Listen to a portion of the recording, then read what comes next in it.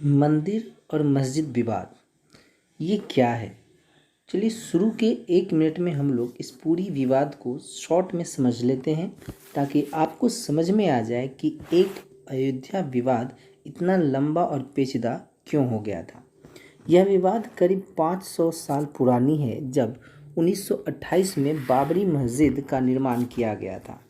यदि हम ज़मीन के मालिकाना हक की बात करें तो यह मुद्दा कब से हम देखें, जब 1528 में बाबरी मस्जिद बनाई गई थी, या जब रामलला की मूर्ति को मस्जिद के अंदर 1949 में रख दिया गया था, या जब 1992 में बाबरी मस्जिद को ढा दिया गया था, या जब बहुत सारे ढेरों केसों का इस मालिकाना हक के लिए कोर्ट का दरवाज़ा खटखटा दिया गया था। आखिर एएसआई ने क्या रिपोर्ट किया था इस केस को देखते हुए, और मध्यस्थता की ज़रूरत हमें क्यों पड़ी थी और उनका क्या निर्णय आया था।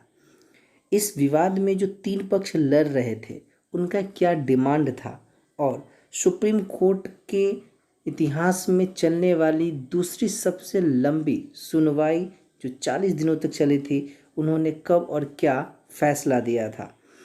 तो इन सारी बातों को हम लोग इस वीडियो में पूरे डिटेल में समझने वाले हैं। तो चलिए स्वागत करते हैं आपके अपने यूट्यूब चैनल मैराथन GKGS पर। मैं चंदन कुमार, और जानते हैं अयोध्या विवाद की पूरी डिटेल कहानी, विवाद शुरू से लेकर के राम मंदिर बनने तक की कहानी को इस वीडियो हम लोग देखेंगे। तो अंत तक इस वीडियो में बने रहें ताकि कोई भी पॉइंट आपसे ना छूटे। चलिए शुरू करते हैं आज की क्लास। अयोध्या विवाद या राम मंदिर विवाद की अगर हम बात करें तो ये कहानी शुरू होती है 1528 ईस्वी में, जब राम जन्मभूमि पर मस्जिद बना दी गई थी। अगर हम इस मस्जिद की बात करें तो आपको थोड़ा सा इतिहास में ले चलूँ, जब मुग़लों का भारत पर आक्रमण होता है। आपको पता है कि मुग़ल के संस्थापक बाबर ने भारत पे, दिल्ली सल्तनत पे 1526 में आक्रमण किया था, और यह आक्रमण था पानीपत का प्रथम लड़ाई, जिसमें लोदी वंश के अंतिम शासक, या आप यह कह सकते हैं कि दिल्ली सल्तनत का अंतिम शासक इब्राहिम लोदी इस युद्ध में मारा जाता है और भारत पर मुग़लों का अधिकार हो जाता है। इसी बाबर के एक सेनापति जिनका नाम था मीर बाकी ने बाबर के कहने पर अयोध्या में एक मस्जिद का निर्माण किया था, जिसे हम बाबरी मस्जिद के नाम से जानते थे। ठीक है, आपसे प्रश्न पूछ सकता है कि बाबरी मस्जिद को कब और किसने बनाया था, तो याद रखना है मीर बाकी ने बनाया था, 1528 में बनाया था। ठीक है, 1856 ईस्वी में हिंदू और मुसलमान के बीच इस जमीन को लेकर के पहली बार विवाद हुआ था। क्योंकि उस समय हमारे यहाँ ब्रिटिशों का शासन चल रहा था, इसलिए ब्रिटिश इसमें इंटरफेयर करते हैं, और 1859 में अंग्रेज़ों ने इस विवाद को ध्यान में रखते हुए पूजा और नमाज के लिए विवादित ज़मीन को 2 हिस्सों में बांट देता है, को पूजा करने के लिए दे दिया जाए। यानी आप कह सकते हैं कि इसे 2 हिस्सों में बांट दिया गया। अंदर के हिस्से में मुस्लिम्स को नमाज अदा करने के लिए और बाहरी हिस्से में हिंदूज़ को पूजा करने के लिए दे दिया गया। पहली बार यह मामला कोर्ट पहुंचता है 1885 में, जब महंत रघुवीर दास जी बाहर के हिस्से में पूजा करने वाले जगह पर छत के निर्माण की मांग करते हैं। फिर 30 दिसंबर 1949 को अंदर के हिस्से में भगवान राम की मूर्ति रख दी जाती है, जिससे तनाव बहुत बढ़ जाता है, और इसे देखते हुए सरकार ने पूरे क्षेत्र के आवागमन पर रोक लगा देती है और उस पार्टिकुलर एरिया में ताला लगवा देती है, जिससे मामला और टेंस हो जाता है। फिर बात चलती है इसमें, जो सरकार ने बंद करवा दी उस जगह को, तो काफ़ी लोगों ने अपने पूजा पाठ को लेकर के कई सारे कोर्ट में मुकदमे दायर करते हैं, और यहाँ से मुकदमों का दौर चल पड़ता है। 1950 ईस्वी में महंत रघुवीर दास जी ने हिंदुओं को पूजा करने के लिए एक कोर्ट में मुकदमा दायर करते हैं। फिर 1959 में निर्मोही अखाड़ा न्यायालय में एक केस दायर करता है और कहता है कि पूरे क्षेत्र पर उनका अधिकार होना है। यानी वो उनके पोजीशन का पार्ट था। फिर 1961 की बात आती है, सुन्नी वक्फ बोर्ड ने बाबरी मस्जिद का मालिकाना हक के लिए कोर्ट में मुकदमा दायर करते हैं। इस तरह के कई सारे मुकदमे कोर्ट में दायर कर दिए जाते हैं और इसी मुकदमों का नतीजा हमारे यहाँ अब आना स्टार्ट होता है। 1986 में कोर्ट ऑफ फैज़ाबाद के जिला न्यायाधीश ने इस विवादित स्थल के नतीजे के रूप में कहा कि जो विवादित स्थल है ये हिंदुओं को पूजा करने के लिए खोल दिया जाए, जो सरकार ने बंद कर दिया था। इससे जो मुस्लिम कम्युनिटीज़ थी वो काफ़ी टेंस हो गए और उन्होंने एक बाबरी मस्जिद एक्शन कमेटी का गठन कर दिया और उनका मानना था कि ये बाबरी मस्जिद ही होना चाहिए था। उसी समय बीजेपी के वरिष्ठ नेता लाल कृष्ण आडवाणी 1990 में गुजरात के सोमनाथ से उत्तर प्रदेश के अयोध्या तक रथ यात्रा निकालते हैं, जिससे कि स्थिति और भी ज़्यादा टेंस हो जाता है और विवाद काफ़ी ज़्यादा बढ़ जाता है। इसका नतीजा होता है कि लाल कृष्ण आडवाणी को बिहार से गिरफ्तार कर लिया जाता है। कहाँ से गिरफ्तार किया जाता है दोस्तों, याद रखना है, बिहार से गिरफ्तार कर लिया जाता है। इसी तरह से जो बीजेपी जो सेंटर में एक सहयोगी सरकार के रूप में था, अपने वरिष्ठ नेताओं को जेल जाते देखते हुए अपना सपोर्ट वापस ले लेती है। फिर ऐतिहासिक पल का जो इंतज़ार था लोगों को वो आता है। लोग जो हिंदू थे, जो राम लला की मूर्ति को पूजा करना चाहते थे, राम जन्म स्थान को बनाना चाहते थे, उन लोगों ने 6 दिसंबर 1992, ये डेट याद रखना, बहुत ऐतिहासिक मोड़ है इस पूरे विवाद का। 6 दिसंबर 1992 को अयोध्या में बाबरी मस्जिद को ढा दिया जाता है और एक अस्थायी राम मंदिर उसी स्थान पर बना दिया जाता है, जिससे पूरे देश में काफ़ी दंगे होते हैं और हजारों लोगों की जानें चली जाती हैं। तो ये डेट याद रखना कि बाबरी मस्जिद को कब ढाया गया था। इस समय भारत में पीवी नरसिम्हा राव की सरकार थी। नरसिम्हा राव की सरकार थी इस समय भारत में, और इस दंगे को लेकर के एक जांच कमेटी का गठन किया जाता है और यह पता लगाया जाता है कि आखिर इस दंगे में किसका हाथ था और किस तरह से इसका दंगे का षड्यंत्र रचा गया था। और इसके लिए आंध्र प्रदेश के सेवानिवृत्त मुख्य न्यायाधीश MS लिब्रहन की अध्यक्षता में लिब्रहन आयोग का गठन कर दिया जाता था। हालांकि इस कमेटी को, इस आयोग को 16 मार्च 1993 तक रिपोर्ट देने का आदेश दिया जाता है, लेकिन इनका रिपोर्ट करीब 17 साल के बाद 30 जून 2009 को प्रधानमंत्री मनमोहन सिंह और गृह मंत्री P चिदम्बरम को सौंपा जाता था। इनका रिपोर्ट 4 भागों में करीब 700 पन्ने में तैयार की गई थी। इस विवाद को लेकर के इलाहाबाद हाई कोर्ट में 3 जजों की एक बेंच बनाई जाती है लखनऊ पीठ में, जिसमें जस्टिस सुधीर अग्रवाल, SU खान और धर्मवीर शर्मा को शामिल किया जाता है। इलाहाबाद हाई कोर्ट ने जो है वो ASI आर्कियोलॉजिकल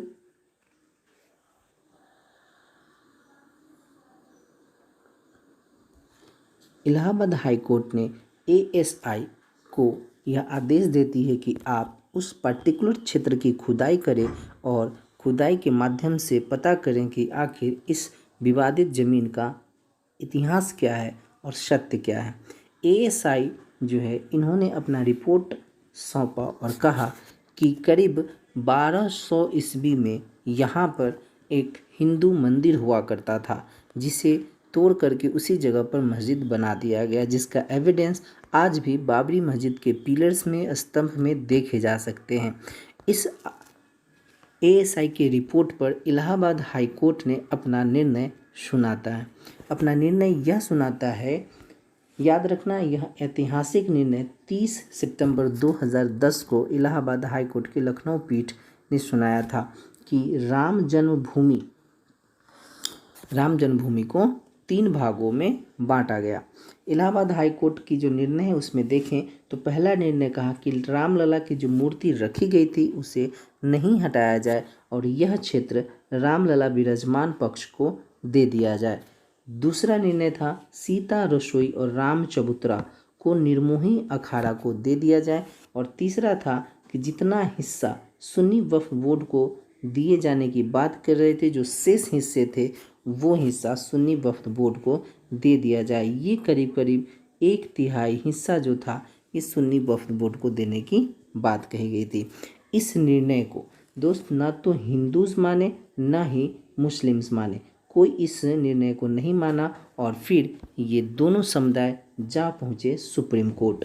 सुप्रीम कोर्ट जाने के बाद जब बहुत सारे केस फाइल होने लगे, करीब करीब 30 से भी ज़्यादा केस फाइल हुए इस विवादित ज़मीन को लेकर के, तो आखिर में 9 मई 2011 को सुप्रीम कोर्ट ने इस निर्णय पर रोक लगा दिया, जो निर्णय इलाहाबाद हाई कोर्ट ने दिया था। राम मंदिर निर्माण के लिए सर्वोच्च न्यायालय में सुब्रमण्यम स्वामी ने 2016 फरवरी में मुकदमा दायर की थी।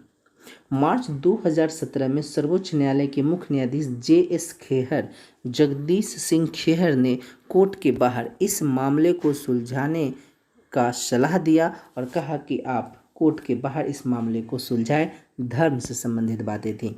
इसके लिए 8 मार्च 2019, ये डेट भी याद रखना है, 8 मार्च 2019 को एक मीडिएशन पैनल का गठन किया जाता है, जिसमें 3 लोगों को शामिल किया जाता है।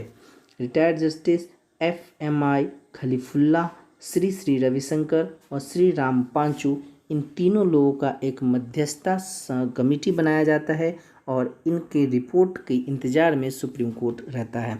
जब इन लोगों ने अपना रिपोर्ट सौंपा तब जाके सुप्रीम कोर्ट ने 40 दिनों की सुनवाई की बात कही और यह सुनवाई सुप्रीम कोर्ट के इतिहास में चलने वाला दूसरा सबसे लंबा सुनवाई था। आखिर जो 3 पक्ष इस विवादित ज़मीन की लड़ रहे थे वो कौन थे, उनको भी आप ज़रा देख लीजिए। तो वो जो 3 पक्ष लड़ रहे थे, जिसमें सुशील कुमार जैन निर्मोही अखाड़ा का फेवर कर रहे थे, राजीव धवन सुन्नी वक्फ बोर्ड के लिए लड़ रहे थे और CS विद्यानाथन रामलला विराजमान के लिए लड़ रहे थे। इसी में सुप्रीम कोर्ट अपना अंतिम फैसला देती है। सुप्रीम कोर्ट अपना अंतिम फैसला देती है 9 नवंबर 2019 को, जो राम मंदिर के पक्ष में दिया जाता है और मस्जिद निर्माण के लिए सरकार को 5 एकड़ ज़मीन देने की बात कहता है।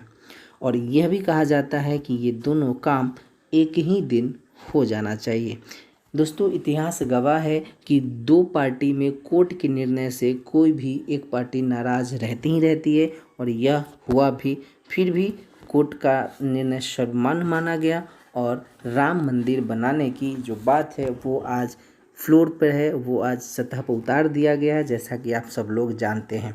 तो ये पूरी कहानी जो अभी आपने देखा, ये पूरी कहानी जो अयोध्या विवाद से संबंधित था, एक एक पॉइंट हमने कलेक्ट किया है आपके लिए विथ ईयर और उससे सारे फैक्ट को एक साथ समाहित कर दिया है। तो आप इसे ज़रूर फिर से एक बार देख लीजिएगा और समझ में ना आए। दोस्तों, अब चलते हैं हम लोग राम मंदिर के निर्माण से रिलेटेड जो इम्पोर्टेंट तथ्य है उसको देखते हैं। राम मंदिर से संबंधित महत्वपूर्ण तथ्य। श्री राम जन्मभूमि मंदिर का शिलान्यास कब किया गया, ये आपसे पूछा जा सकता है। तो याद रखना है 5 अगस्त 2020 को माननीय प्रधानमंत्री नरेंद्र मोदी जी के द्वारा इस मंदिर का शिलान्यास किया गया है। इस मंदिर के डिज़ाइन को कब तैयार किया गया था, शुरुआत की बात करें तो याद रखना इस मंदिर के डिज़ाइन को 1988 में अहमदाबाद के सोमपुरा परिवार के द्वारा तैयार किया गया था। ये सोमपुरा परिवार जो है ये मंदिरों के डिज़ाइन करने के लिए जाना जाता है और काफ़ी प्रसिद्ध वास्तुकार परिवार है। ये ध्यान देंगे, इस परिवार में जो मुख्य वास्तुकार हैं उनका नाम है चंद्रकांत सोमपुरा और इनके सहयोग के तौर पर इनके 2 पुत्र काम करते हैं, निखिल सोमपुरा और आशीष सोमपुरा। यह मंदिर नागर शैली में बनाई जाएगी। इस पॉइंट को भी आप याद रखना क्योंकि आने वाले एग्जामिनेशन में इन सभी पॉइंट से प्रश्न देखने को मिल सकते हैं आपके एग्जामिनेशन में, और आप अगर इसे नहीं जानेंगे तो हो सकता है कि वह प्रश्न आपका एग्ज़ाम में छूट जाए। तो याद रखना मेन आर्किटेक्ट जो है वो है चंद्रकांत सोमपुरा। इस मंदिर को कौन बनाएगा, तो याद रखना इस मंदिर को बनाने की जिम्मेदारी L&T कंपनी को दिया गया है। ठीक है। श्री राम जन्मभूमि मंदिर यूपी के अयोध्या में बनाया जाएगा, ये सब आप जानते हो। आपको पता है कि अयोध्या किस नदी के किनारे बसा हुआ है? तो सरयू नदी के किनारे बसा हुआ है। यह फैक्ट भी कई बार एग्जामिनेशन में पूछ लिया गया है। इस मंदिर को बनाने में करीब 300 करोड़ रुपए खर्च होने का अनुमान है। ये अकॉर्डिंग टू टाइम बढ़ भी सकता है, ठीक है, घट भी सकता है। ये एक अनुमान रखा गया कि 300 करोड़ रुपया खर्च होगा और बनने में करीब करीब 3.5 वर्ष का समय लग सकता है। इस मंदिर में अगर हम पिलर की बात करें तो 360 पिलर होंगे, जो पूर्व में 212 निर्धारित थे। यानी 1988 वाले नक्शे में अगर देखेंगे तो 212 पिलर्स थे, लेकिन वर्तमान में 360 पिलर कर दिए गए हैं। यह मंदिर 3 मंजिला होगा। 3 मंजिला होगा, 3 फ्लोर होंगे इस मंदिर में, जो कि पूर्व में 2 मंजिला निर्धारित था। यानी अगर हम बात करें तो पूर्व में ये 2 मंजिला इमारत रहती थी, बाद में इसे 3 मंजिल कर दिया गया। अयोध्या विवाद जो था ये कितने ज़मीन को लेकर चल रही थी? तो याद रखना, काफ़ी महत्वपूर्ण पॉइंट है, ये VVA बना लीजिए। अयोध्या विवाद 2.77 एकड़ ज़मीन को लेकर चल रहा था और यह फैसला राम जन्मभूमि न्यास के पक्ष में सुप्रीम कोर्ट सुनाता है। अयोध्या विवाद को लेकर के सर्वोच्च न्यायालय में लगातार 40 दिनों तक सुनवाई हुई, जो इतिहास में सर्वोच्च न्यायालय का यह दूसरा सबसे लंबा हियरिंग था। अयोध्या विवाद के फैसले को सर्वोच्च न्यायालय के 5 जजों की एक बेंच ने सुनाई थी। आपको उन जजों के नाम को भी ध्यान में रखना है जो इतना बड़ा ऐतिहासिक फैसला सुनाया था। इसमें शामिल थे मुख्य न्यायाधीश रंजन गोगोई, DY चंद्रचूड़, शरद अरविंद बोबडे, अशोक भूषण और अब्दुल नज़ीर। अगर हम शरद अरविंद बोबडे की बात करें तो ये वर्तमान में सर्वोच्च न्यायालय के मुख्य न्यायाधीश भी हैं। इस फैसले में मस्जिद के निर्माण करने के लिए 5 एकड़ ज़मीन देने की बात सुप्रीम कोर्ट ने कही थी, जो वर्तमान में करीब मंदिर से 25 किलोमीटर दूर दिया गया है। अयोध्या स्थित अगर हम मस्जिद की बात करें तो बाबरी मस्जिद जो था ये 1528 में बनाया गया था, जो बाबर के सेनापति मीर बाकी ने बनवाया था। और अयोध्या का पुराना नाम भी आपसे पूछा जा सकता है, तो याद रखना है आपको, अयोध्या का पुराना नाम फैजाबाद था, ठीक है। बाबरी मस्जिद को 6 दिसंबर 1992 में, ये बात मैंने पहले भी ऊपर बता दिया है, फिर भी चूंकि मंदिर से संबंधित ये पॉइंट है तो इसे ध्यान में रखेंगे आप। 6 दिसंबर 1992 को प्रधानमंत्री PV नरसिम्हा राव के कार्यकाल के दौरान ढा दिया गया था, गिरा दिया गया था और उसमें अस्थायी राम मंदिर का निर्माण कर दिया गया था। अयोध्या स्थित राम मंदिर की ऊंचाई कितनी होगी? ये बहुत इंपॉर्टेंट फैक्ट है। 161 फीट निर्धारित की गई है, जो वर्तमान में होगी, जो पूर्व में 1988 के नक्शे में देखें आप तो 141 फीट तय की गई थी। सोमपुरा परिवार के वास्तुकार काफ़ी प्रसिद्ध हैं और आपको बता दूं इनके बारे में एक लाइन कि गुजरात के अक्षरधाम मंदिर का डिज़ाइन भी इसी परिवार के आर्किटेक्चर ने किए हैं। श्री राम जन्मभूमि मंदिर में अगर बात करें तो 5 गुंबद का निर्माण होगा, जो पूर्व में 3 निर्धारित किए गए थे। चलिए दोस्तों, इसी के साथ इस वीडियो को यहीं पर समाप्त करते हैं। कैसा लगा ये कलेक्शन आपको कमेंट में ज़रूर बताइएगा और एक लाइक तो दोस्त ज़रूर बनता है इतना ऐतिहासिक वीडियो के लिए। तो अगर आपने चैनल को सब्सक्राइब नहीं किया है तो सब्सक्राइब ज़रूर कर लीजिए। इसी तरह के बेहतरीन वीडियो हम आप तक पहुंचाते रहते हैं। चलिए, अपना ध्यान रखें, सेफ रहें, घर में रहें, पढ़ाई करते रहें, पढ़ाई से बिल्कुल दूर ना हो। धन्यवाद, थैंक यू।